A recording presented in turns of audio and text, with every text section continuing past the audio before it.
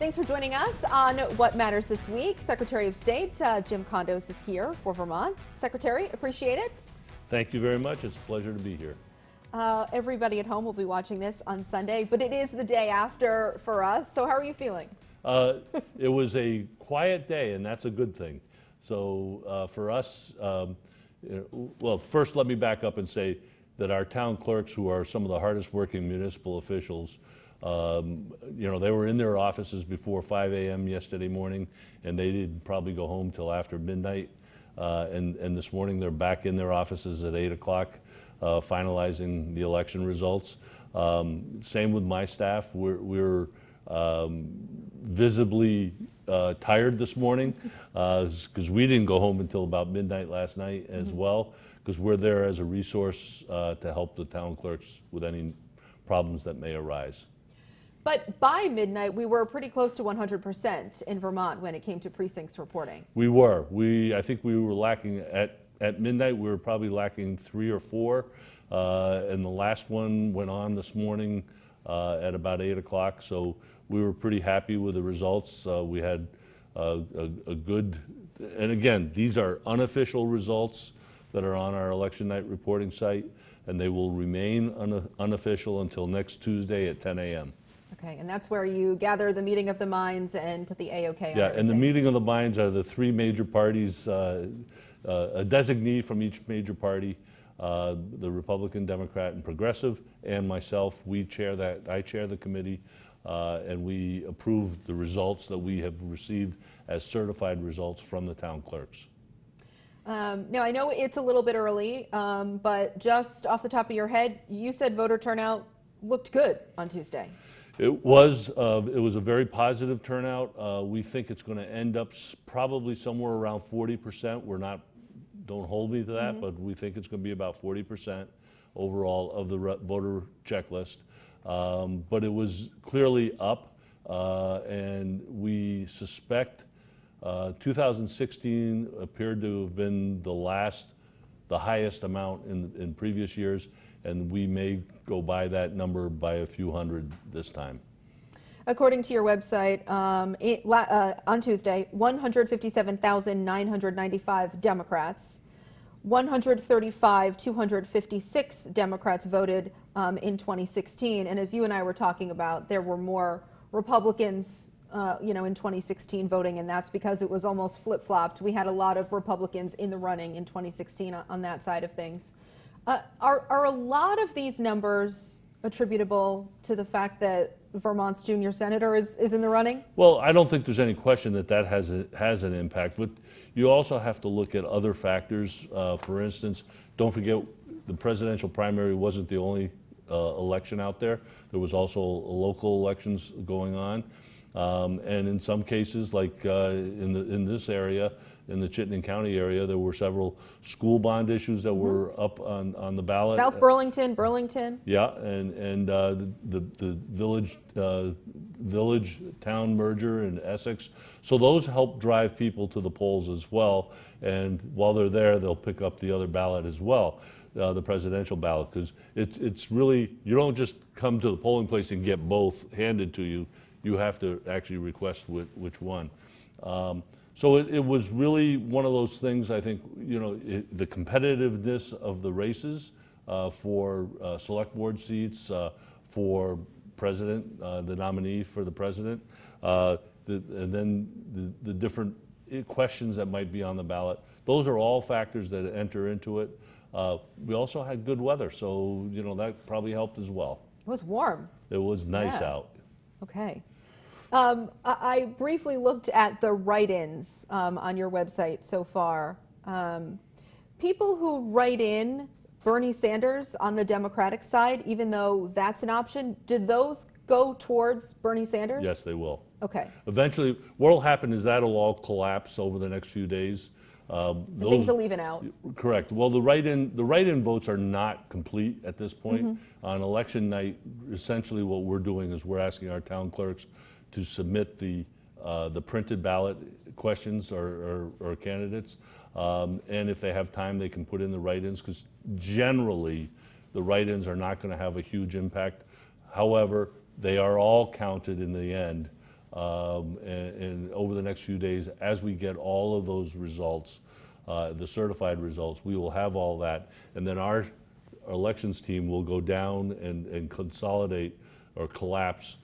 So all the Sanders ones, all the Trump ones, all the Rand Paul ones, whoever they are, will all get collapsed into a single number. Okay. So what about the people who wrote in Donald Trump on the Democratic ballots? He will get those votes on the Democratic ballot. Oh, okay. Those do not go. Essentially, So and separate. this is a good point to make. When we have the presidential primary, it's actually two elections.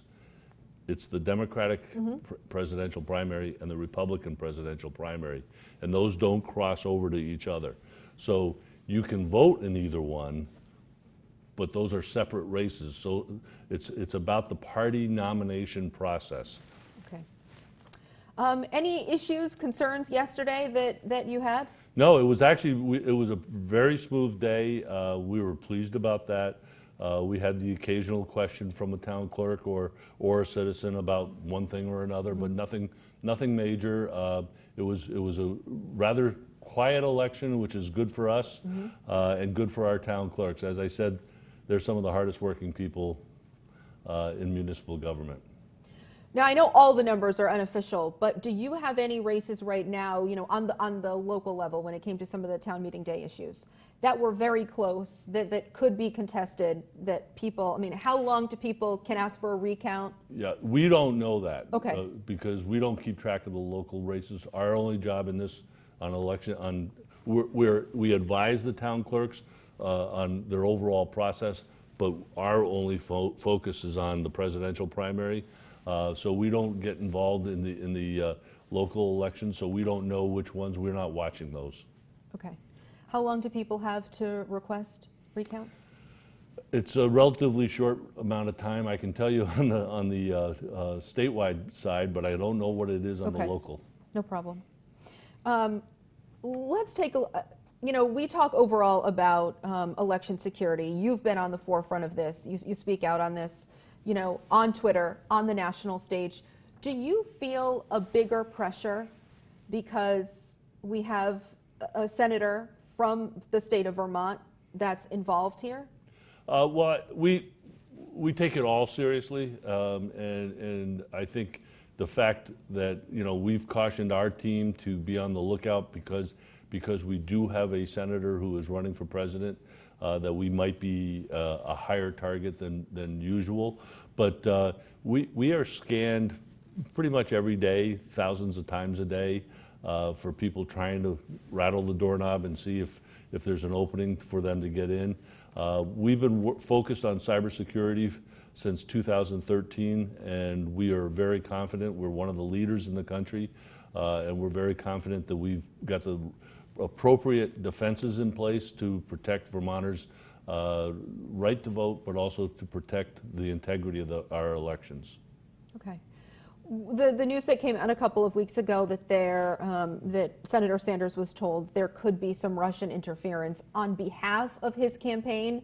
Does that make your night stressful on a Friday night when you hear that?